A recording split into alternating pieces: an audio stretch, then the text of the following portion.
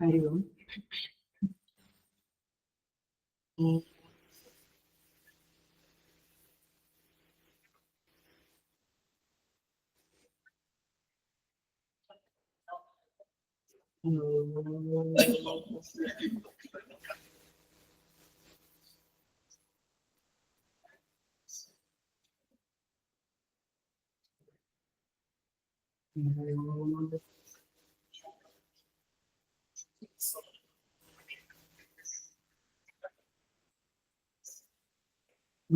सहनौ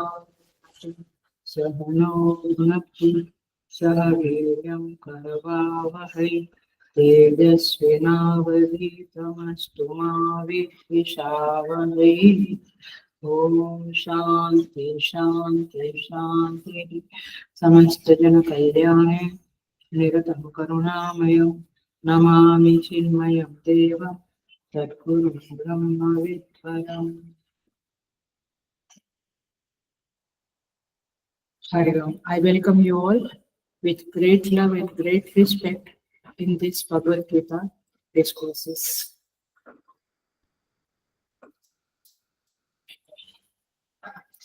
हमारा 11वां अध्याय चल रहा है, 11th चैप्टर, 11वां अध्याय 15वां श्लोक।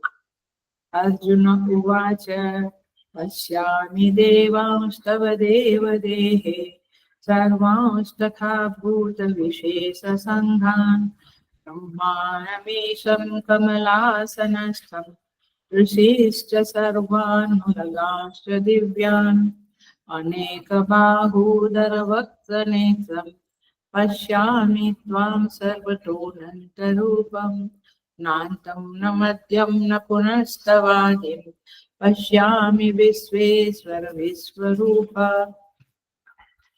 किरीटिनं गदिनं चक्रिणं च तेजोराशिं सर्वतो दीप्तिमन्तं पश्यामि त्वां दुर्निरीक्ष्यं समन्तात् दीप्तानलार्कद्युतिमप्रमेयं त्वमक्षरं परमं वेदितव्यं त्वमस्य विश्वस्य परं निधानं त्वमव्ययः शाश्वतधर्मगुप्ता सनातनस्त्वं पुरुषो मतो मे।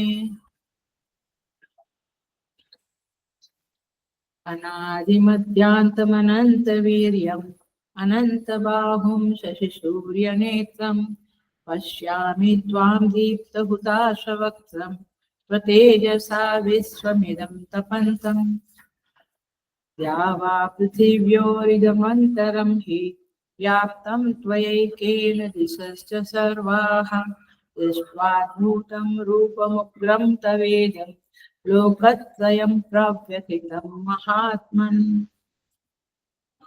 अमीहि त्वां सुरसङ्गा विशन्ति केचिद्भीता प्राञ्जलयो गृह्णन्ति स्वस्तीत्युक्त्वा महर्षिसिद्धसङ्घाः स्तुवन्ति त्वां स्तुतिभिः पुष्कलाभिः। रुद्रादित्या वसवो ये च साध्याः विश्वेश्विनो मरुतश्चोष्मपाश्च गन्धर्वयक्षासुरसिद्धसङ्घाः वीक्षन्ते त्वां विस्मिताश्चैव सर्वे। सो यहाँ पे संजय ने धृतराष्ट्र को कहा कि भगवान अर्जुन को अपना विश्वरूप दिखा रहे हैं। जब संजय ने अपनी बात पूर्ण की तब वेदव्यास जी कहते हैं अर्जुन उवाच। उसके पहले 14वें श्लोक में वेदव्यास जी कहते हैं ततः स विस्मयाविष्टः दृष्टरोमा धनञ्जयः प्रणम्य शिरसा देवं कृताञ्जलिरभाषत।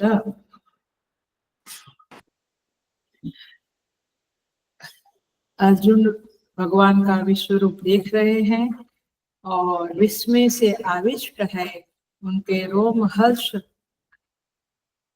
हुआ है और वे प्रणम्य शिरसा देवम भगवान को प्रणाम करके कृतांजलि हाथ जोड़कर कहते हैं। और अर्जुन कहते हैं मैं आपके शरीर में देवों को ब्रह्मा विष्णु महेश सर्वभूत संघ ऋषि सर्प सबको देख रहा हूँ। अनेक बाहु उदर वक्ष नेत्रम, अनेक बाहु उदर वक्ष, वक्ष माने मुख, नेत्र, सब कुछ देख रहा हूँ। आपका कोई अंत नहीं, मध्य नहीं, आदि नहीं। ऐसे विश्वेश्वर विश्व रूप को मैं देख रहा हूँ। अनेक बाहुदर माने सर्वभूतांतरात्मत्वात्, ये याद रखना। त्वात् शब्द आया तो पंचमी विभक्ति है और हेतु भी समझ में आता है। ये सुन, हेतु माने बिकॉज ऑफ दैट। ये सब जगह पे हाथ है, अनेक बाहु है, मुख है, पैर है, आंखें है। ऐसा कहने का मतलब क्या है? सर्वभूत अंतरात्मत्वात्, क्योंकि भगवान सारे भूतों के अंतर आत्मा है, इसलिए सारे भूतों के हाथ पैर भगवान के है, ऐसा हम कहेंगे। ये सिम जो होती है मोबाइल में, ये सिम ही सारे व्हाट्सएप, ईमेल्स, जितने भी एप्स है सबकी आत्मा है। ऐसे रफली समझो, वेरी रफली, ये कोई एप्ट एग्जाम्पल नहीं है। बट सर्वभूतांतरात्मत्वात् किरीटिनम गदिनम चक्रिनम च, भगवान के हाथ में शंख चक्र गदा पद्म, पद्मा हमें ले लेना है लक्षणा से। ऐसा धारण किया हुआ है। तेजो राशि, भगवान की तेज, भगवान का तेज, तेज की राशि सर्वत्र दीप्तिमंत है।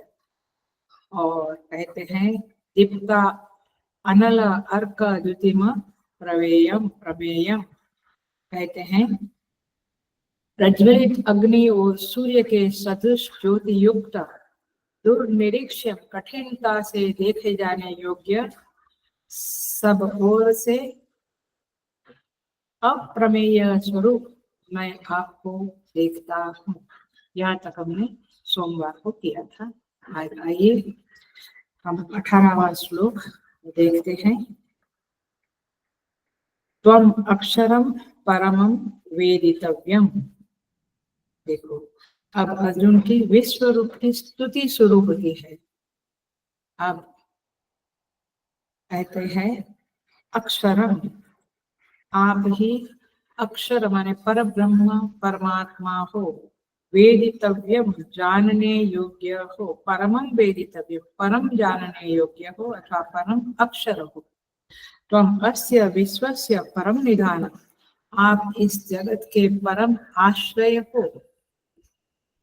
त्वम अव्ययः शाश्वत धर्म भोक्ता, आप अनादि धर्म के रक्षक है। गुप्ता माने रक्षक, गुप्त धातु है, गुप्ता माने रक्षक।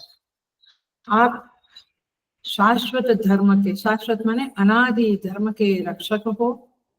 त्वम अव्ययः शाश्वत धर्म भोक्ता, आप अव्यय हो, अविनाशी हो।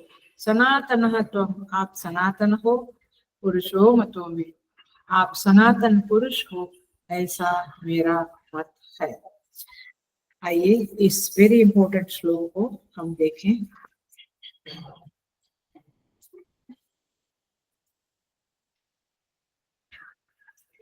देखिए, पिछले 3 श्लोक में अर्जुन ने बताया, जो जो देखा उसका वर्णन किया। अब अर्जुन ने जो कुछ भी देखा, हेलो ध्यान से सुनना, उसके आधार पर अब वह अनुमान करके इस 18वें श्लोक का उच्चारण करता है। केवल जो देखा उतना नहीं, वो देखा उसके आधार पे वो सोचता है, अनुमान करता है, और अनुमान करके ये 18वां श्लोक है। अनुमेय, अनुमान किया हुआ श्लोक है। इति एव च योग शक्ति दर्शनात् अनुमिनोमि, स्वामी जी कहते हैं, जब वो कहता है सनातनस्त्वं पुरुषो मतो में, मतो में माने ये मेरा मत है, ऐसे विचार, ऐसा अनुमान मेरे अंदर हो रहा है। क्या? आप सनातन हो, शाश्वत धर्म भोक्ता हो, अव्यय हो, इत्यादि इत्यादि। ये अनुमेय का श्लोक है, अनुमान का श्लोक है। त्वमक्षरम, आप ही वह अक्षर तत्व है। हम डिटेल में जाएंगे, अभी थोड़ा सा देख लेते ऊपर से। आप ही वह अक्षर तत्व है परमम वेदितव्यम, जिसे हमें जानना चाहिए। हमारे अंदर क्या है, क्या जानना चाहिए? दूसरी तीसरी चीजें, परमम वेदितव्यम। भाष्यकार बहुत सुंदर भाष्य में लिखते हैं, ज्ञातव्यम मुमुक्षु ही, मुमुक्षुओं के द्वारा ये जानने योग्य आप ही है। मुमुक्षुओं के द्वारा जानने योग्य आप ही है। इसका अर्थ यही हुआ, बाकी लोगों में जानने की इच्छा उत्पन्न होना पॉसिबल नहीं। धर्म अर्थ काम मोक्ष, इसमें जो मोक्ष की इच्छा वाले हैं वही परमात्मा को जानने के लिए कोशिशें करेंगे। खाली लेक्चर सुनना ये मुमुक्षुत्व नहीं है। हाँ, प्लीज याद रखना, केवल लेक्चर सुन लिया तो मुमुक्षु कहलाए ऐसा नहीं है। ये शायद बुभुक्षु ही है सब। लेकिन जो मोक्ष के लिए तड़पता है उसके द्वारा परमात्मा को जानना योग्य है और वो जानने के प्रयत्न करता है।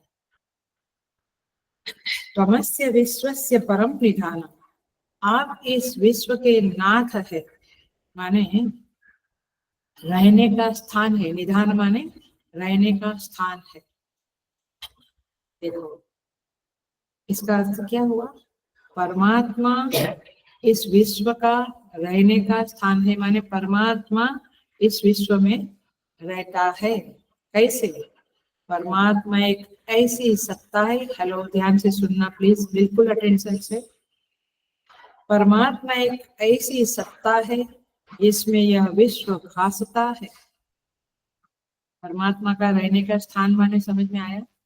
वो रहता है माने अपन जैसे रहते हैं वैसे नहीं, उसमें यह विश्व भासमान है, भासता है। इसको कहेंगे परमात्मा इसका निधान है, रहने का स्थान है। आइए मैं आपको एक क्लासिक एग्जाम्पल देती हूँ, तुरंत साफ हो जाएगा आपके अंदर। यदि हम ऐसा कहे त्वमस्य विश्वस्य परम निधानम की जगह पे आप कौन हो, यदि हम पूछे आप कौन हो, आप माने आप मुझे पूछे आप कौन हो, तो हम क्या कहेंगे? स्वप्नस्य विश्वस्य परम निधान। हम कौन है? पकड़ा नहीं। भगवान कौन है? त्वम अस्य विश्वस्य परम निधान, आप इस विश्व के परम निधान हो, माने रहने का स्थान हो, माने आप में सब रहता है, आप में विश्व प्रपंच भासमान हो रहा है, यही इसका अर्थ है। ऐसे यदि कहे हम कि हम कौन है, अहम स्वप्नस्य विश्वस्य परम निधान, तो समझ में आया मैं कौन हूँ? माने आप अपने को कहेंगे, सब अपने अपने को कहेंगे। स्वप्नस्य विश्वस्य परम निधान, स्वप्न का जो विश्व है उसका निधान कौन है? मैं हूँ। आया? निधान माने रहने का स्थान। स्वप्न कहाँ रहता है? मुझ में रहता है। तो मैं कौन बना? स्वप्न का परम निधान है, स्वप्न प्रपंच का, स्वप्न विश्व का परम निधान। समझ में आया? ये एग्जाम्पल हेल्प करता है समझने में परमात्मा को। ये जो अर्जुन ने स्तुति करी है, अच्छा कहो वेद व्यास ने ये शब्द रचना की है, अफकोर्स अर्जुन ने देखा तभी। तो हम अस्य विश्वस्य परम निधानम भगवान को कहा है, तो मैं कहती हूँ अहम स्वप्न विश्वस्य परम निधानम। तो समझ में आया, क्योंकि मैं ही मेरे स्वप्न प्रपंच का, स्वप्न विश्व का निधान हूँ, रहने का स्थान हूँ। स्वप्न प्रपंच मुझ में रहता है, करेक्ट? ऐसे सारा विश्व परमात्मा में रहता है। अभी समझ में आया? ऐसे समझना पड़ेगा, केवल गा गा कर स्तुति गा ली और थोड़ा समझ में आया ऐसे नहीं। इस तरह जिसमें पूरा विश्व प्रपंच स्फुरित हो रहा है, मेरा स्वप्न मुझ में स्फुरित हो रहा है, ऐसे विश्व प्रपंच परमात्मा में स्फुरित हो रहा है। उसका निर्वचन अर्जुन ने किया, विश्वस्य परम निधान।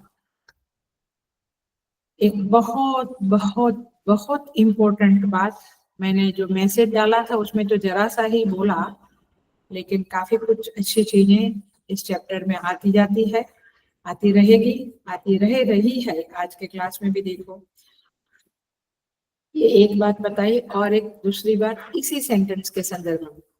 स्वप्न का बिल्कुल ध्यान से सुनना, आपको बहुत एक अच्छा सा क्लिक होगा। स्वप्न का निधान बनने के लिए व्यक्ति को छोटा बड़ा नहीं बनना पड़ता है, राइट?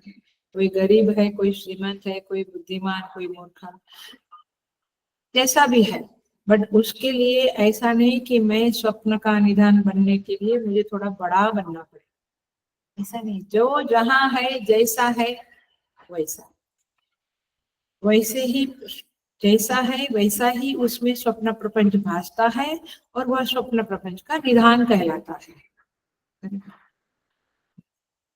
वैसे ही यह विश्व प्रभु में रहता है। विश्व का निधान बनने के लिए परमात्मा को बड़ा नहीं होना पड़ता है, ये बात। यह परम निधान का अभिप्राय है। परमात्मा ही इस सृष्टि का अंतिम कारण है। सृष्टि के कारण के रूप में जिन त्रिगुणों को माना जाता है, वे भी उनके भीतर ही समाये हैं।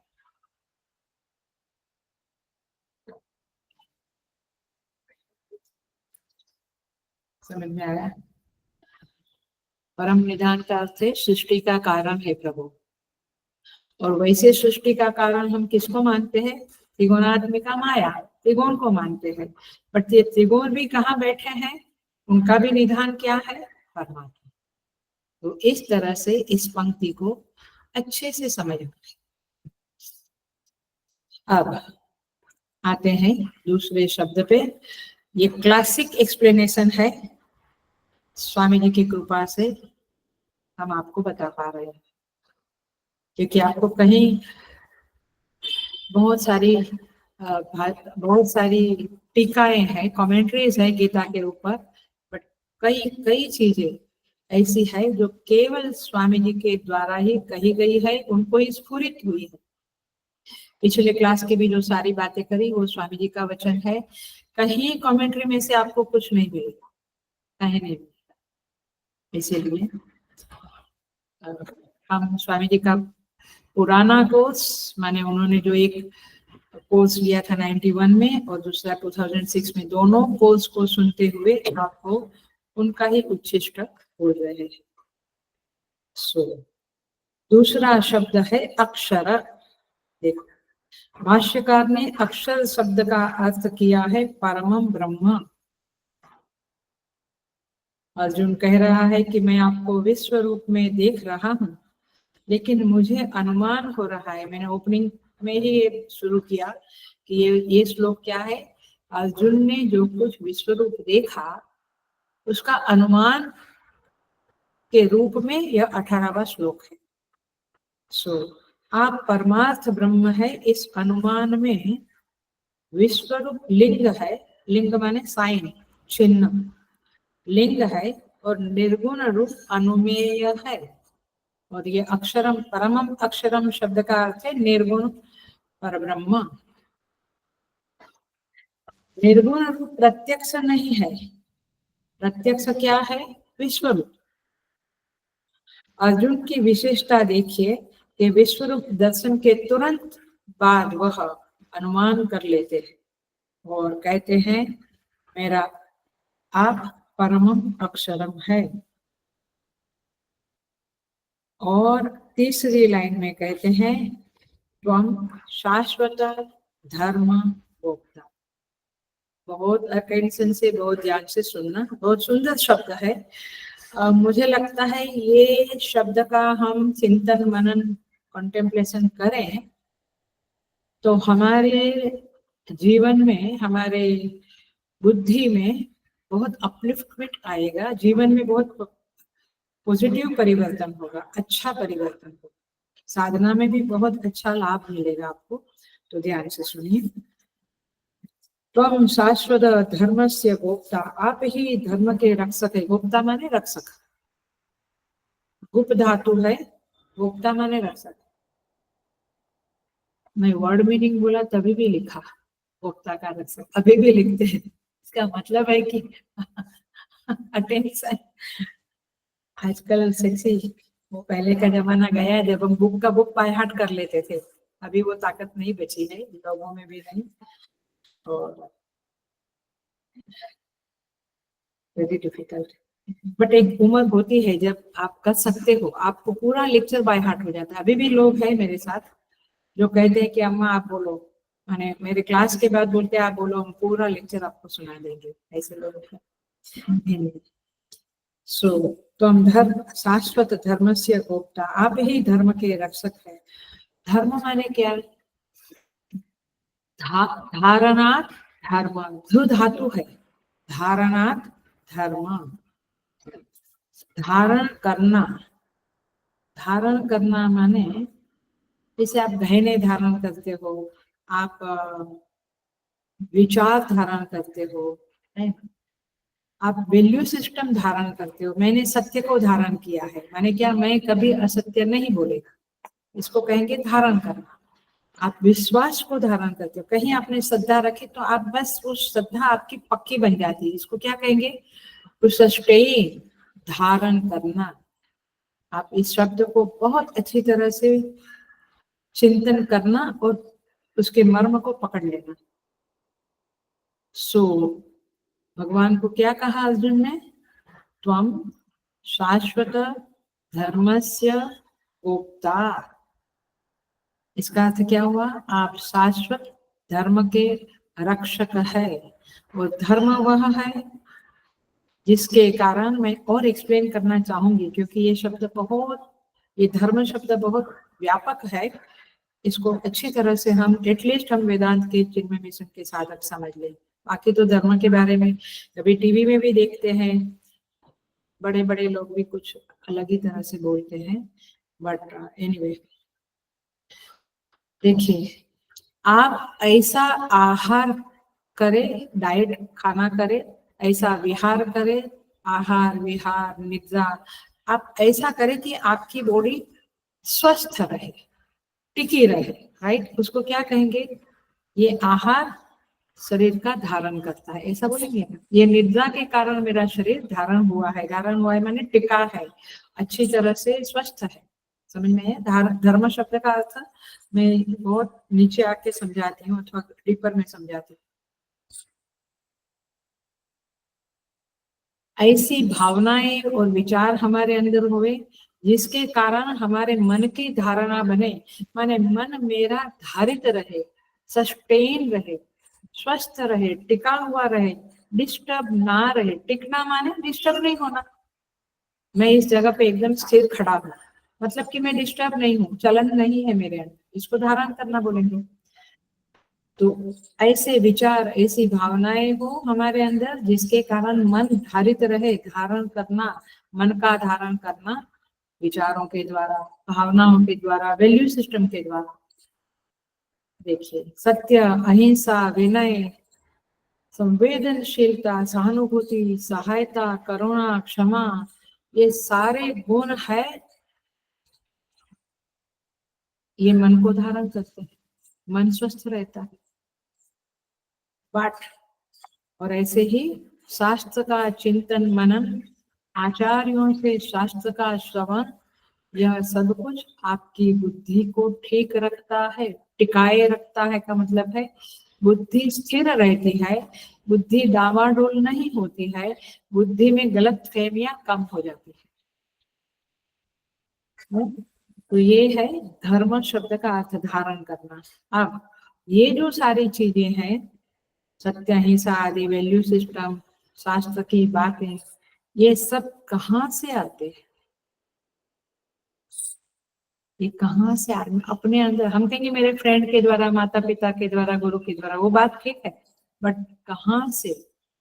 तो ये सारी चीजें परमात्मा से आती है। मैं बहुत और बहुत और बहुत इंपॉर्टेंट वाक्य बोलने जा रही हूँ, एकदम अटेंशन से सुनना प्लीज। ये सारी वैल्यू सिस्टम, ये शास्त्र के अर्थ जो हम समझ लेते हैं, ये जो चीजें हैं, ये त्रिगुण से नहीं आता है, और त्रिगुण से ही मन बुद्धि सब बना है। करेक्ट? ये त्रिगुण से नहीं आता है, ये डायरेक्टली परमात्मा से हमारे अंदर आते हैं।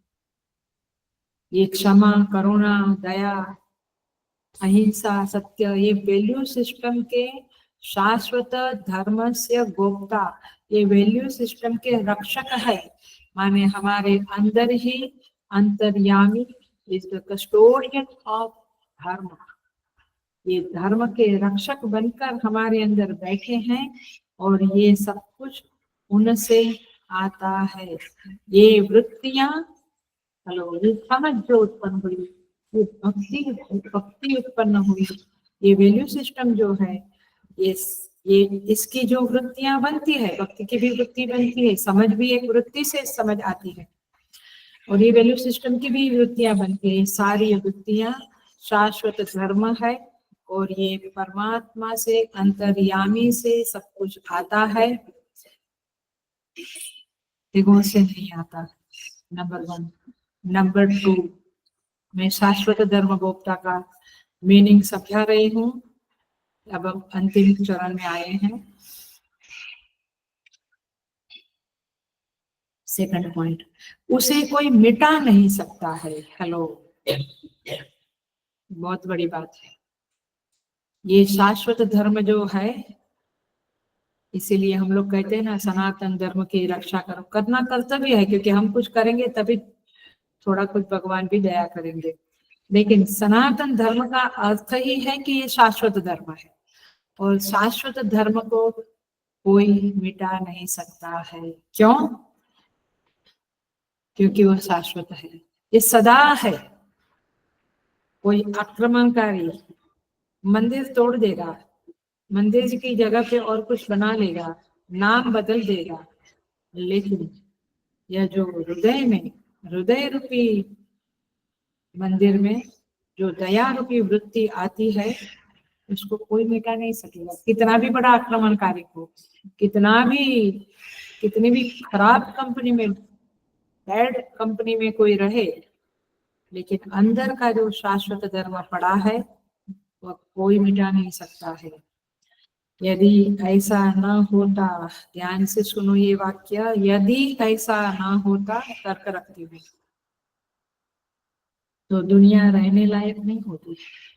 यदि ये धर्म शाश्वत नहीं होता, ये वैल्यू सिस्टम, ये शास्त्र ज्ञान, तो फिर वो जो बैड कंपनी वाले, गुंडागर्दी वाले, या जो खराब वृत्ति वाले, दुर्वृत्ति वाले, दुष्प्रवृत्ति वाले लोग हैं, वे हमारी वृत्ति को बिगाड़ देते थे, और फिर हम टिक नहीं पाते थे, मानी दुनिया रहने लायक नहीं बनती थी। परंतु ये दुनिया रहने लायक है, इसका मतलब है कि ये वृत्तियां पड़ी है, और तो माने उसको कोई मिटा नहीं सकता है। इसलिए हमेशा अपनों में, कम से कम अपनों में विश्वास रखो कि कुछ दोष है तो भी अच्छी वृत्तियां भी है। देखो कितनी बड़ी प्रैक्टिकल टिप्स आपको मिल गई है। तीसरी बात,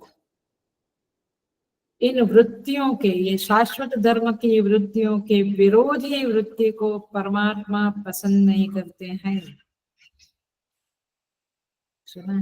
माने असत्य, हिंसा, निष्ठुरता, असंवेदनशीलता, अभिनय, इसको भगवान पसंद नहीं, अक्षमा भगवान पसंद नहीं करते हैं, और ऐसे लोगों को भगवान क्षमा भी नहीं करते। इसलिए हैव पेशेंस। एकदम से ऐसा नहीं सोचना कि उसने मेरा इतना खराब किया लेकिन भगवान उसको कुछ नहीं करते हैं, ऐसा नहीं। भगवान उनको क्षमा कभी नहीं करते हैं, क्योंकि भगवान उन वृत्तियों को पसंद नहीं करते। चौथा पॉइंट देखो, शाश्वत धर्म गोप्ता समझ रहे हैं। किसी में क्रूरता की वृत्ति दिखाई देती है, एकदम ये गहरा पॉइंट है, सूक्ष्म पॉइंट है। किसी में क्रूरता की वृत्ति दिखाई देती है तो उसको अंतर्यामी से प्रोत्साहन नहीं मिलता है। कहीं ना कहीं अंतर्यामी टोकता है कि ये क्रूरता छोड़ो, ये हम नहीं छोड़ते हैं, ये हमारी मजबूरी है अथवा हमारे स्वभाव के संस्कार है, लेकिन उधर से आपको प्रोत्साहन नहीं मिलता है। इन आसुरी वृत्तियों को प्रोत्साहन नहीं मिलना भी धर्म की रक्षा है। एक शब्द है लेकिन कितना गहरा शब्द है। तो गलत चीजों को जब प्रोत्साहन मिलता है तो अधर्म बढ़ जाता है, बट फिर भगवान अधर्म से अभ्युत्थान, जब अधर्म का अभ्युत्थान होता है तो संभवामी युगे युगे हो जाता है। सो और उसके साथ साथ ये बात भी देख लो कि सत्य, क्षमा, विनय, अहिंसा, इन सारी वृत्तियों को अंदर से प्रोत्साहन मिलता है। जब हम किसी के प्रति संवेदनशील बनते हैं तो अंदर वाला प्रसन्न होता है। जब हम किसी के प्रति विनयशील बनते हैं, झुकते हैं, क्षमा करते हैं और हम सत्य वचन बोलते हैं तो अंदर वाला प्रसन्न होता है और हमें प्रोत्साहन देता है कि दूसरी बार भी सत्य बोलो। जब झूठ बोलने का समय आया तो हम बोलते नहीं, हम सत्य बोलेंगे। ये कौन आपको प्रोत्साहन किया? अंदर से मिला। प्रोवाइडेड यू कीप द अंतर्यामी जागृत। आपने उसको कंबल पे कंबल डाल के, जाड़े जाड़े कंबल डाल के उसके ऊपर डाल दिए हैं, सुला दिया है तो बात अलग है, वो सोता नहीं है। लेकिन देखो, एक 5वां पॉइंट, 4 पॉइंट हुआ, 5वां पॉइंट, ये शाश्वत गुण जो है, ये शाश्वत वैल्यू सिस्टम जो है, ये शास्त्र की समझ, भक्ति, वैल्यू सिस्टम, इसको सभी पंथ एक मत से स्वीकार करते हैं। इसका तर्क दूं तो आपको और समझेगा। कोई भी धर्म, इस्लाम, क्रिश्चियन, पारसी, जैन, बुद्ध, कोई भी धर्म, कोई क्रूरता और झूठ बोलने वाले को पुरस्कार देते हैं? मिल गया तर्क आपको? इसका मतलब क्या हुआ? सभी धर्म वैल्यू सिस्टम को ही महत्व देते हैं, पुरस्कार देते हैं। क्यों? क्योंकि अंतर्यामी इन क्रूरता, झूठ इत्यादि वृत्तियों को पसंद नहीं करता है। इसलिए जितने भी पुरस्कार बने हुए होते हैं वे शाश्वत धर्म मूल्यों के आधार पर उसके पालन के लिए बने हुए हैं। हेलो, समझ लो इन बातों को, तब जाके हमें ये शाश्वत धर्म से भोक्ता परमात्मा का जो रूप है, ये शाश्वत धर्म मूल्यों के संरक्षक परमात्मा का यह जो रूप है, वो हमें प्यारा प्यारा लगने लगेगा। क्योंकि आखिर वह ही है जो हमें इन वैल्यू सिस्टम के प्रति प्रोत्साहित करता है। और ये सारी वैल्यू सिस्टम उन्हीं से आती है, इसलिए उनको प्रार्थना करने से ये सद्गुण हमारे अंदर आकर विराजमान हो जाएंगे। त्रिगुण से नहीं होता है। कई बार हम कहते हैं ना, मुझसे नहीं होता है भगवान, आप, मैं बार बार झूठ बोलता हूँ, मैं बार बार गुस्सा करता हूँ, मैं बार बार अविनयशील हो जाता हूँ। परमात्मा जरूर कृपा करता है, क्योंकि ये सब गुण, ये कस्टोडियन, इन सब का कस्टोडियन परमात्मा है। कस्टोडियन माने संरक्षक परमात्मा है।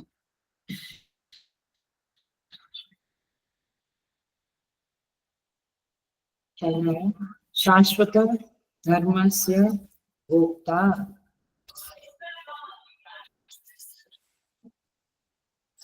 देखिए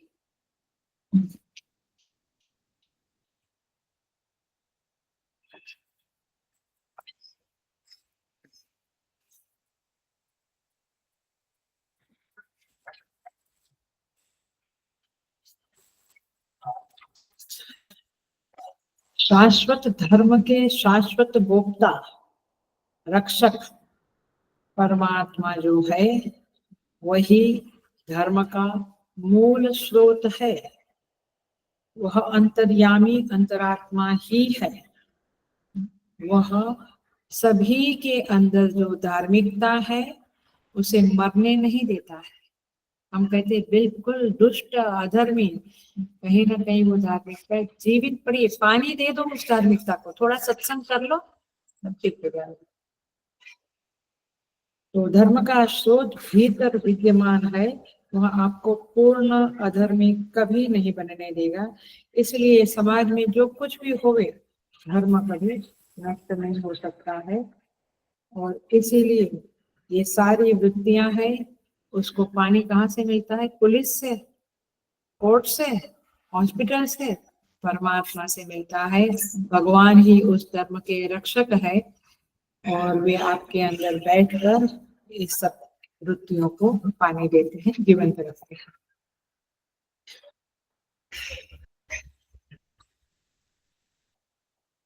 और एक बात और कह दूं, कहूं ना कहूं बट कह देते, और इसीलिए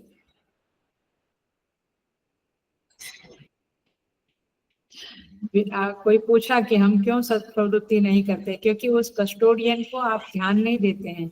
वो अंदर बैठे हुए धर्म के, यहाँ कोई क्वेश्चन डाला तो मैंने फटाक से पढ़ लिया कि हम लोग की सत्प्रवृत्ति हमेशा क्यों नहीं होती है, क्योंकि वो जो अंदर बैठा है उसका एक स्वभाव यह है कि वो आपको कहेगा। आप जब नहीं सुनते हैं तो फिर आप दुष्प्रवृत्ति करते हैं, लेकिन वो दुष्प्रवृत्ति का फैलाव नहीं होने देगा, क्योंकि वो क्या करेगा, उसका फल परिस्थिति के रूप में आपके सामने पेश करेगा। फिर आपको जल सजा मिलेगी, जेल मिलेगी, या बीमारियां, सब किसी न किसी तरह के वो दुष्प्रवृत्ति का फल देगा ही देगा। तो इस तरह से वह धर्म का रक्षक ही है, क्योंकि आप बहुत ज्यादा एक लिमिट तक आपकी आ गई दुष्प्रवृत्ति, फिर फल मिलना शुरू हो जाता है। सो इसीलिए वह कस्टोडियन ही है। एक बात और कह देती हूँ कि शाश्वत धर्म जो है वह सनातन धर्म ही है। यस, इस्लाम या क्रिश्चियनिटी यह शाश्वत धर्म नहीं है। 2000-5000 कुछ सालों के पहले उत्पन्न हुआ है, शुरुआत हुई। जैन धर्म, बौद्धिज्म, सब कुछ का आदि है, सब कुछ का आदि है। Thank you Shilpa. सब कुछ का आदि है, माने इस्लाम भी एक इसकी भी एक ओपनिंग हुई, बौद्धिज्म, जैनिज्म, सबकी ओपनिंग है। लेकिन सनातन धर्म माने वे सारे धर्म शाश्वत धर्म नहीं कहलाएंगे। उनमें अच्छी अच्छी चीजें हैं, इसकी मना नहीं है, बट शाश्वत धर्म तो सनातन धर्म है। सांप्रदायिक धर्म शाश्वत धर्म नहीं कहलाएंगे, क्योंकि उनका चलाने वाले का नाम है, वो कब शुरू हुआ, वो समय है, ये सब कुछ पता है। इसलिए शाश्वत धर्म ही अनादि है। यहाँ पे कहा शाश्वतस्य धर्मस्य अनादि है ये। सो आइए और शब्द देखते हैं। सनातनस्त्वम, ये चिरंतन अस्तित्व है इस धर्म का। मतों में ये मेरा मत है। और क्या मत है? त्वम अक्षरम परमम वेदितव्यम, आप अक्षर हो। अक्षर शब्द का अर्थ होता है न क्षरति इति अक्षर। न क्षरति माने जिसका क्षय नहीं होता है, मान कभी भी उसमें decay, I think decay is the right word, decay नहीं होता है। वो एक मीनिंग है अक्षर का। और अश्नुते इति अक्षरम, अश्नुते माने व्यापनोति, जो सदा सर्वत्र व्याप्त है उसे भी अक्षर कहते हैं। जिसका कभी क्षय, डिके, नाश नहीं होता उसे भी अक्षर कहते हैं। और इसीलिए बृहदारण्य उपनिषद में कहते हैं याज्ञवल्क्य ऋषि, तस्य अक्षरस्य वा प्रशासने गार्गी, कहते हैं हे गार्गी, उनका संवाद है बहुत सुंदर है वो, याज्ञवल्क्य और गार्गी का संवाद बृहदारण्य उपनिषद में। कहते हैं हे गार्गी, इस अक्षर के शासन में ही वह सूर्य और चंद्रमा धारण किए हुए स्थित है, वह परमात्मा। सो इस तरह से अक्षर शब्द का अर्थ है त्वम अव्ययः, तुम एक ही व्यय रहित, व्यय रहित माने डिके रहित, नाश रहित हो, और तुमसे अतिरिक्त जो कुछ भी इस विश्व में प्रतीत होता है, हेलो, जो कुछ भी दिखता है, सुनते हैं, सब कुछ नाशवान और दुखमय है। वेदितव्यम, देखो ये शब्द भी बहुत इंपॉर्टेंट है। वेदितव्यम माने जानने योग्य। अगेन बृहदारण्यक उपनिषद में आता है, आत्मा वारे द्रष्टव्य श्रोतव्य मंतव्य निधिध्यासितव्य। आत्मा, आत्मा ही एक चीज है जिसे देखना चाहिए, द्रष्टव्य, सुनना चाहिए, श्रोतव्य, उसका मनन करना चाहिए, मंतव्य, उसका निधिध्यासन करना चाहिए, निधिध्यासितव्य। क्यों? क्योंकि उसके जानने के बाद और कुछ जानना शेष नहीं रहता है। That's the point. नहीं तो यहाँ हम कितना भी जाने और जानना, मजेदार लोग होते हैं, व्हाट्सएप या यूट्यूब खोला, हाँ और जान लो, और क्या हुआ जान लो, और फिर आखिर जब बॉडी, आंख, शरीर थक जाता है तब हम छोड़ते हैं। ये संसार की चीजों को जानने से जानने की प्यास कम नहीं होगी, बढ़ती रहेगी। बट परमात्मा को जान लिया तो जानने की प्यास शांत होगी, सदा के लिए शांत हो गई, पुनः कभी प्यास लगेगी ही नहीं।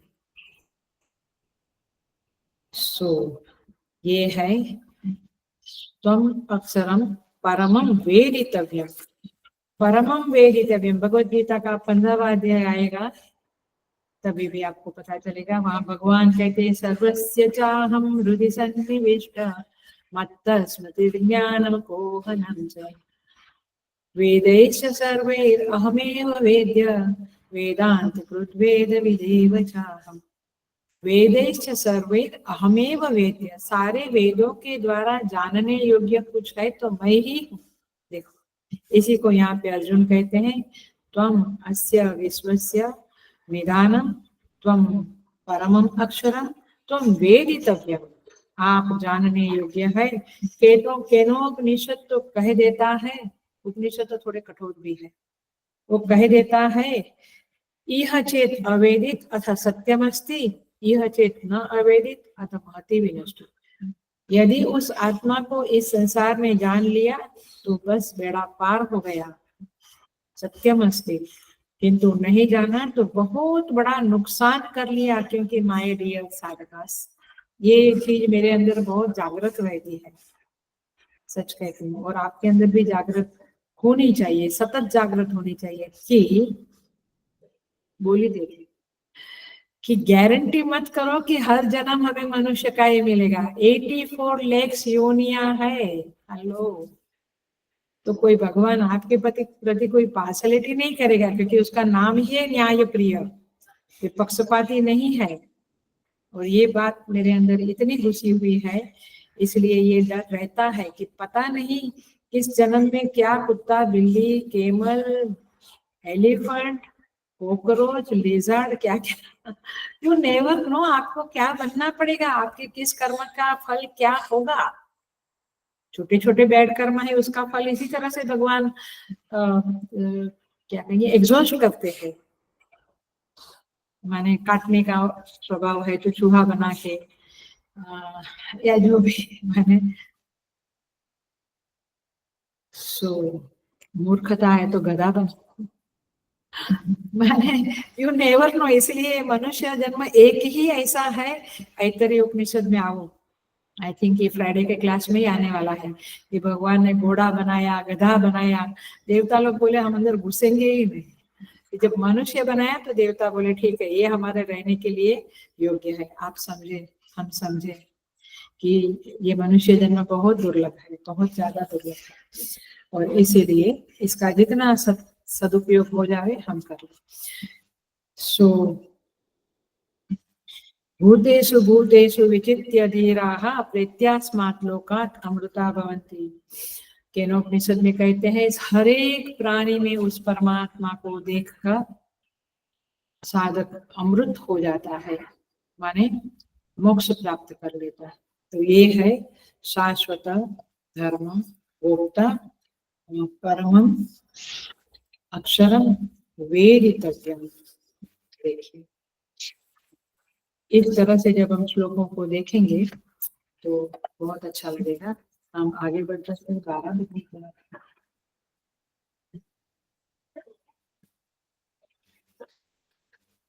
आगे बढ़ जाते हैं, फिर कभी और थोड़ा डिस्कस करेंगे।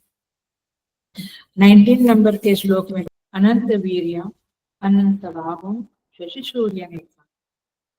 आपको आदि अंत और मध्य से रहित अनंत वीर्यम अनंत सामर्थ्य से युक्त अनंत बाहु माने अनंत भुजाओं वाले शशि सूर्य नेत्रम चंद्र सूर्य नेत्र वाले दीप्त हुताश वक्तम वक्त माने मुख प्रज्वलित अग्निरूप मुख वाले स्वतेजसा विश्वम इदम तपंतम अपने तेज से इस जगत को संतप्त करते हुए पश्यामी देखता हूँ।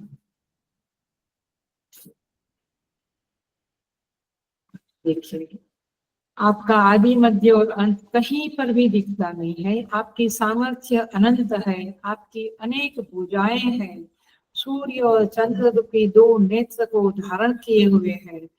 और अर्जुन भगवान को कहता है दुर्निरीक्षण कहता है आपको देखना बहुत कठिन है, पिछले श्लोक में कहा था।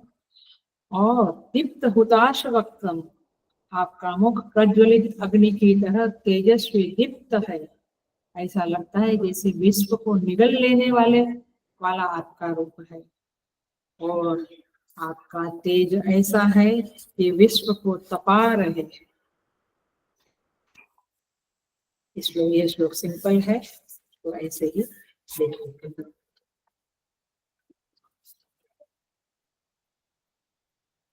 एक छोटी सी बात, थोड़ी ध्यान देने योग्य बात है। 16वें श्लोक में अर्जुन ने कहा कि मैं आपका आदि मध्य अंत को नहीं देख पा रहा। नान्तम न मध्यम न पुनस्तवादिम पश्यामि विश्वेश्वर विश्वरूप। तब वह देशकृत अनंतता का वर्णन करता है। इस श्लोक में, इस 19 नंबर के श्लोक में कालकृत अनंतता का वर्णन है। देश भी अनंत है, काल भी अनंत है, परमात्मा भी अनंत है। संपूर्ण देश काल वस्तु आपके अंतर्गत है और इसीलिए देश काल आदि किसी के भी आधार पे आपको मापा नहीं जा सकता है। आप उससे भी परे हो। आप देश के अंतर्गत नहीं, इसलिए आप अदेश हो। काल के अंतर्गत नहीं, इसलिए आप अकाल हो। और काल अदेश वस्तु, और कोई भी वस्तु का हम सीमा ही होती, जितना हम जगत में देखते हैं सब सीमित देखते हैं। सीमित काल में व्यक्ति जीता है, सीमित देश में रहते, देश माने जगह, सीमित देश में रहते 4 बंगलो 10 बंगलो कितना। तो गाड़ी में बैठते हैं तो एक ही गाड़ी में, 4 गाड़ी में एक साथ नहीं बैठते। बट हम उसे बढ़ाने में जिंदगी खपा देते हैं और ये ज्ञान बढ़ाने में समय, अभी समय नहीं है अम्मा जी, हम बाद में देखेंगे। देखो बात कभी आएगी नहीं। और फिर 84 लाख योनि, ये तो शब्द बोलती हूँ तभी मुझे कंपन होता है। कितना काल बीत जाएगा, 84 लाख योनियों में घूमते घूमते। सब मन में आता है कि किसी को पूछूं मैं कि सारी योनियों में हाथी की कितनी आयु है, घोड़े की कितनी, फिर वो आयु का टोटल मारो और फिर मुझे बताओ कि कितना। उतना समय तक हमें घूमना पड़ेगा, तब जाके मनुष्य जन्म मिलेगा। और आप कहेंगे हम तो अच्छे कर्म करते हैं। अच्छे कर्म करते हैं वो ठीक है, वो तो आपका रूटीन है, लेकिन आपने स्पेशली अच्छे कर्म कितने किए जिसके कारण आपको दूसरा मनुष्य जन्म मिले। ये बात सोचने वाली है। एनीवे, बहुत डराऊंगी नहीं, बट थोड़ा तो मुझे लगता है डर, इसलिए मैं आपके पास बोल रही हूँ। हुताश वक्तम, भगवान को अर्जुन कहते हैं पश्यामि त्वाम दीप्त हुताश वक्तम। हुताश शब्द का अर्थ है हुतम अश्नाति हुताशना। हुतम माने अपन जो आहुति देते हैं ना यज्ञ में, उसको हुत कहते हैं। होम में जाओ तो हुतम अश्नाति, वो जो आहुतियां है वो जो खा लेता है, अग्नि खा लेता है उसे कहेंगे हुताशन। अशन माने खाना, हुत माने आहुति, आहुतियों को जो खा लेता है माने अग्नि, वाणी।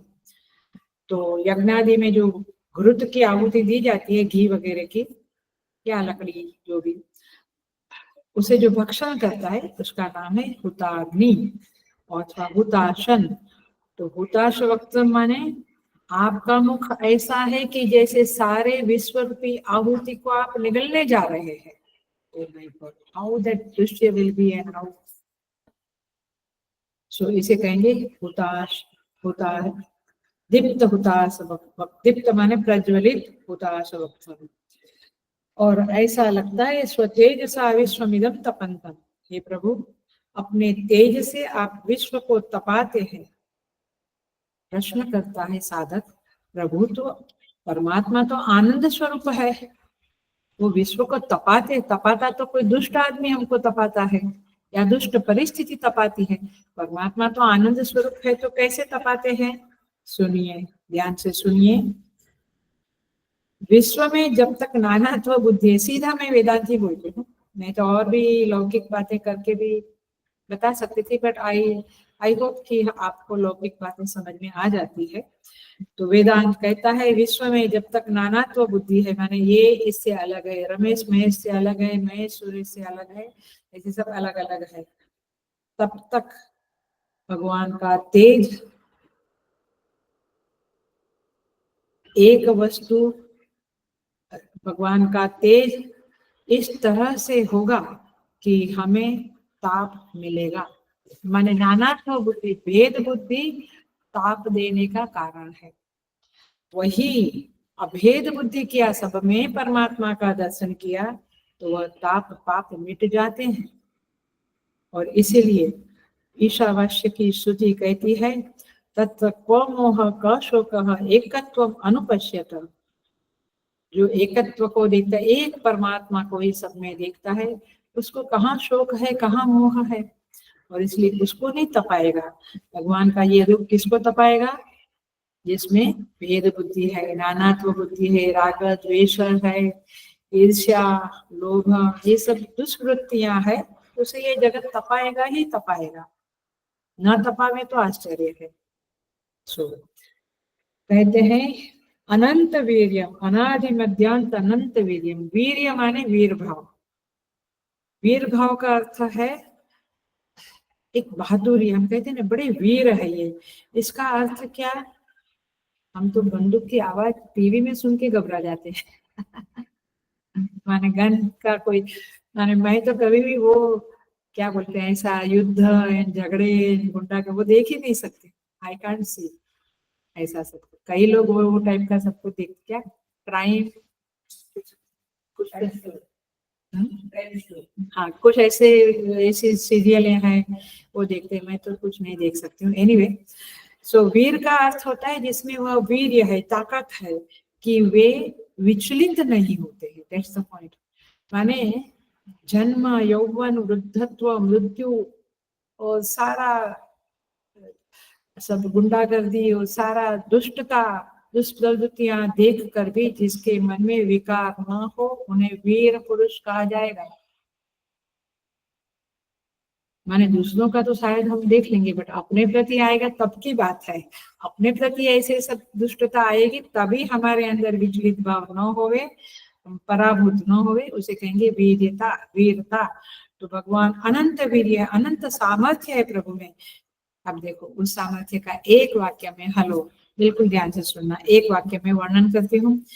कितनी भी सृष्टि के उदय होवे, सृष्टि जल में समा जावे, प्रलय हो जावे, कोटि कोटि ब्रह्मांड बनते रहे, बिगड़ते रहे, परमात्मा में कोई, कितनी बड़ी बात है, कोई फर्क नहीं पड़ता। यहाँ तो एक घट टूट गया बहुत फर्क पड़ जाता है, टांग टूट गई, मैंने, यहाँ तो परमात्मा ज्यों का त्यों एक रस रहता है, उसकी शक्ति पर किसी का प्रभाव पड़ता नहीं दिखता है।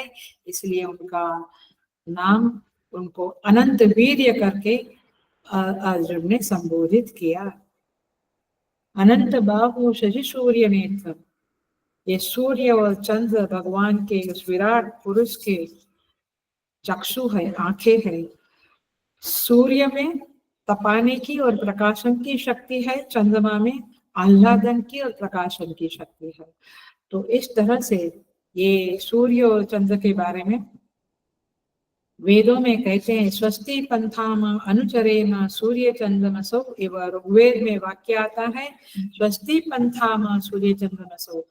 जैसे सूर्य और चंद्र अपना चल रहे हैं, चलते ही रहे हैं, स्वस्ति पंथाना, ऐसे हम भी सन्मार्ग में सदा चलते रहे। ये प्रेयर है।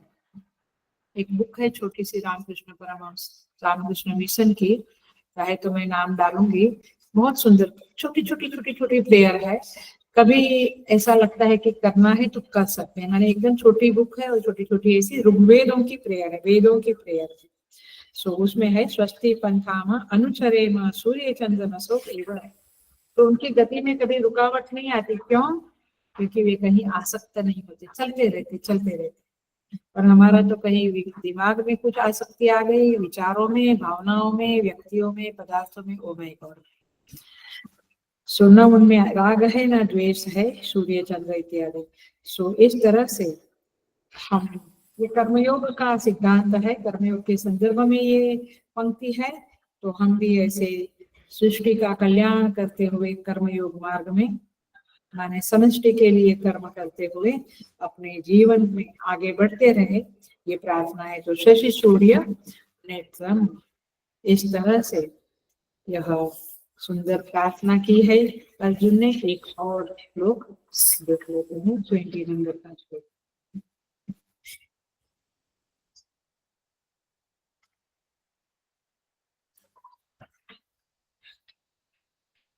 बीस नंबर का श्लोक देखेंगे। द्यावा पृथिव्यो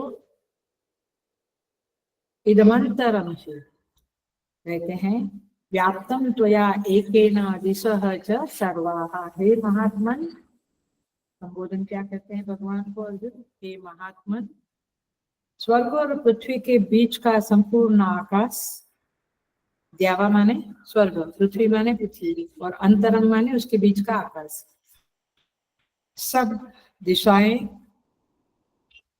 एक आप से व्याप्त है। मैंने अगेन वही कहते हैं कि आप सर्वत्र व्याप्त हो। तथा दृष्ट्वा अद्भुतम रूपम उग्रम तव इदम लोकत्रयं प्रव्यथितं महात्मा। आपके इस अलौकिक, अद्भुत और उग्र माने भयंकर रूप को देखते हुए तीनों लोग, लोकत्रय माने तीनों लोग, स्वर्गलोक, पातालोक, पृथ्वी, तीनों लोग प्रव्यथितम, अति व्यथा को प्राप्त हो रहे हैं। अब अर्जुन को वो किरीटिनम गदिनम नहीं दिखता है, अब क्या दिखता है? सारे लोग व्यथित हो रहे हैं, ऐसा अर्जुन कहते हैं। पहले क्या कहा था? एकांशेन स्थितो जगत इदम जगत अवष्टभ्य। आप इस जगत को एक अंश में आविष्कृत करके व्याप्त हो। अब क्या कहता है? तब व्यथितम अंतरम, माने जगत व्यथित हो रहा है। ये अंतरिक्ष, ये पृथ्वी, ये स्वर्ग अकेले आपसे व्याप्त है। पहले का था एकांश से न व्याप्त, अभी सारा कुछ आपसे व्याप्त है। लेकिन इसको जरा सा समझ लें, जरा सा समझ लेना पड़ेगा। इसका अर्थ क्या हुआ? अभिप्राय यह हुआ कि सब कुछ आपके प्रभाव में है, आपका शासन सर्वत्र है, आपने सारे विश्व को वश में कर रखा है। आपकी इच्छा के बिना एक पत्ता भी नहीं हिलता है, उसे कहेंगे व्याप्तम। क्योंकि यहाँ पे सगुण रूप की चर्चा हो रही है, सगुण रूप की प्रेयर हो रही है, इसलिए वो निर्गुण निराकार का नहीं सोचना।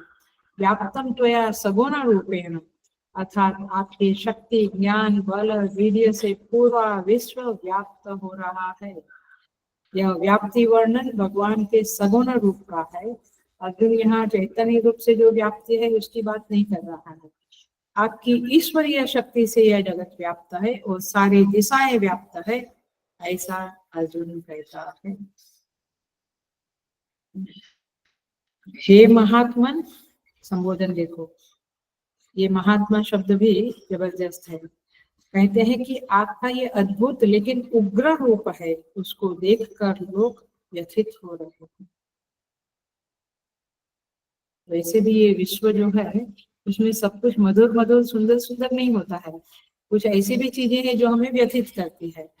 तो परमात्मा श्री कृष्ण ने इस विश्व रूप को धारण किया है, उसमें विश्व के सारे पहलू को अर्जुन देख रहे हैं, अच्छा बुरा सब कुछ, मधुर भी उग्र भी। इसमें औद्भुत्य है, वैचित्र्य है, दुर्निरीक्षता है, देखा नहीं जाता है, और इसलिए भयभीत होता हुआ अर्जुन यह सब प्रार्थना करता है और महात्मन कहता है।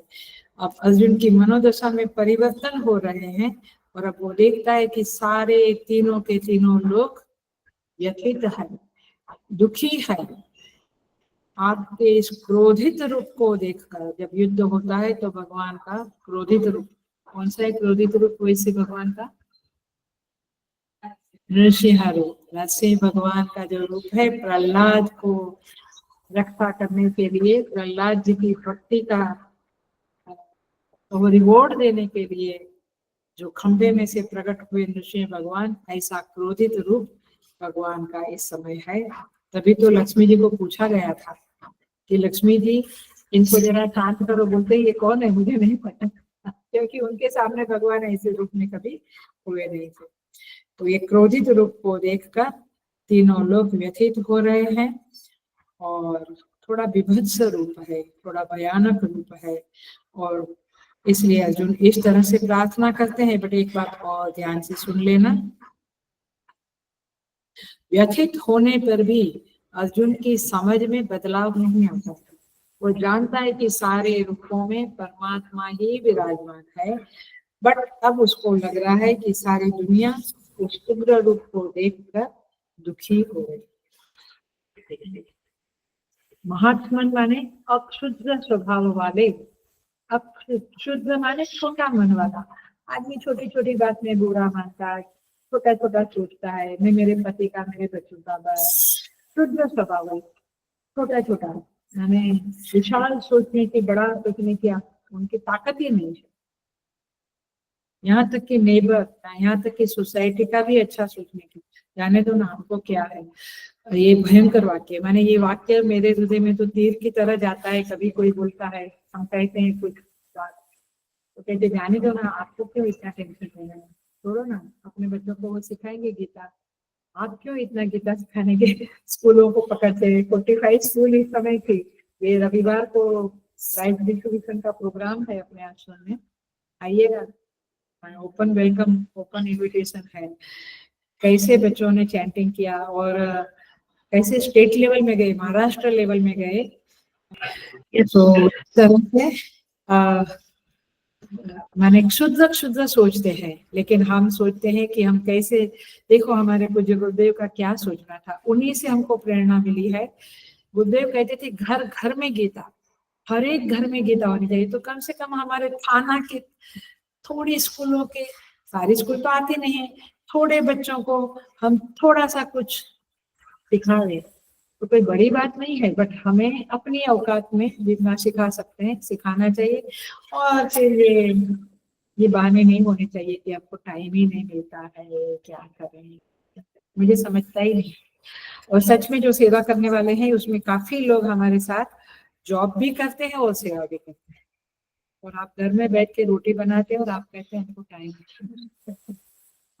सच अ पिटिएबल चित्त वृत्ति, पिटिएबल मनस्थिति है। सो एनीवे, बुरा नहीं बनना है, सॉरी। सो अक्षुद्र स्वभाव वाले माने क्षुद्र स्वभाव होता है लोगों का, अक्षुद्र स्वभाव वाले श्री कृष्ण भगवान को अर्जुन, हे महात्मन, महात्मन माने अत्यंत उदार, अक्षुद्र स्वभाव वाले परमात्मा, ऐसे उनको जो वत्सल है, जो कृपालु है, ऐसे भगवान को अर्जुन महात्मन करके पुकारता है। और अब एक शब्द को समझा के पूरा करती हूँ, व्याप्तम और लोकत्रयम प्रव्यतितम, दो शब्द। ये भयंकर काल रूपी मूर्ति से भयभीत होकर त्रिलोक व्यथित है, अर्जुन सूचित करते हैं कि अनंत शक्ति संपन्न होने के कारण केवल सुंदर और मधुर नहीं, अद्भुत और भयंकर भी होते हैं। एक ही आनंद स्वरूप के दो विरुद्ध चित्र स्वाभाविक है। अंडरलाइन द सेंटेंस, स्वाभाविक है। आनंद स्वरूप परमात्मा है, लेकिन उनका यह जो स्वरूप है, विरुद्ध चित्र है और स्वाभाविक है। कैसे? सुन लो। नाटक में आनंद के उच्छ्वास से ही मनुष्य राक्षस देव रूप से नाट्य का अभिनय करता है। अमिताभ बच्चन गुंडा बने या हीरो बने, प्रेमी बने या राजा बने या गरीब भिखारी बने, आपको अच्छा ही लगता है, आनंद ही आता है। क्यों? नाटक चल रहा है। ऐसे ही, हेलो अटेंशन प्लीज, ऐसे ही ये संसार में परमात्मा नाटक रूप से सारे रूपों में परमात्मा विराजमान है और इसलिए उनकी आनंद रूपता की कोई हानि नहीं होती है। उनका हर खेल, हर गेम, हर रूप हमें आनंद देता है। तो इस तरह से यहाँ पे अर्जुन देख रहा है और कह रहा है कि लोग व्यथित होते हैं, लेकिन परमार्थ दृष्टि से दोनों ही आनंद स्वरूप परमात्मा की महिमा है और इसीलिए सर्वत्र वे व्यापक है। कैसे व्यापक है? स्थूल में सूक्ष्म की तरह नहीं। माने लोहे में अग्नि व्यापक होता है ना, तो लोहे में अग्नि क्या है? स्थूल में सूक्ष्म व्यापक है। वैसे परमात्मा व्यापक नहीं है। हेलो, मैं व्यापक शब्द की थोड़ी सी फटाफट डेफिनेशन या अंडरस्टैंडिंग करा रही हूँ, पूरा तकलीफ लोग को। स्थूल में सूक्ष्म की तरह नहीं, कार्य में कारण की तरह नहीं। जैसे मिट्टी में घड़ा, माने मिट्टी घट में व्याप्त है, वैसे परमात्मा व्याप्त नहीं है। वृक्ष में बीज की व्यापकता है, वैसे भी परमात्मा व्यापक नहीं है। माने बीज के संस्कार जो होते हैं वो वृक्ष में आते हैं, वैसे परमात्मा व्यापक नहीं है। स्वप्न पदार्थ में जागृत के संस्कार के जो बीज है वो स्वप्न में दिखते हैं, तो जागृत के जो संस्कार है वो स्वप्न में दिखते हैं, वैसे परमात्मा व्याप्त नहीं है। पृथ्वी मंडल पे सूर्य की रोशनी फैलती है, किरणें फैलती है, वैसे परमात्मा व्यापक नहीं है। इसलिए आपकी यदि ऐसी कोई समझ है, गैर समझ है व्यापकता की, तो कृपया इसे सुधार लेना। जैसे रज्जु में सर्प व्यापक है, अथवा ठीक से बोले तो सर्प में रज्जु जैसे व्यापक है। वास्तव में तो सुपर इम्पोजिशन है, बट हमें कहना पड़ेगा कि अधिष्ठान रज्जु में ही अध्यास सर्प की हस्ती है, नहीं तो उसकी हस्ती नहीं होती थी। हस्ती माने एग्जिस्टेंस। तो जैसे नीलिमा में आकाश व्याप्त है, ऐसे परमात्मा जगत में व्याप्त है और ये सारा अभिनय उनका, सारे रूपों में उनका अभिनय चल रहा है। ऐसा जब हम समझेंगे तब हमें इस श्लोक का जो मीनिंग है, द्यावा पृथिव्यो इदम अंतरम है, ये पृथ्वी आकाश और स्वर्ग में व्यापक है और सारी दिशाओं में व्याप्त है। ये बात तभी समझेगी जब हम व्यापकता के इस सिद्धांत को अच्छी तरह से समझ ले। नहीं तो हम कहेंगे जैसे सूर्य का प्रभाव है वैसे प्रभु का प्रभाव है, वो बात ठीक है, बट प्रभु व्यापक है ये शब्द यहाँ नहीं जाएगा।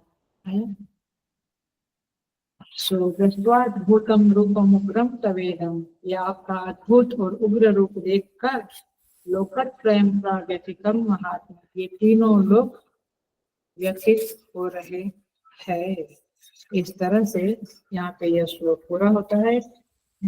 20 नंबर का श्लोक हमने पूरा किया। 21 नंबर का श्लोक से अगले क्लास में देखेंगे। ओम पूर्णमदः पूर्णमिदं पूर्णात् पूर्णमुदच्यते पूर्णस्य पूर्णमादाय पूर्णमेवावशिष्यते। ओम शांति शांति शांति। हरि ओम।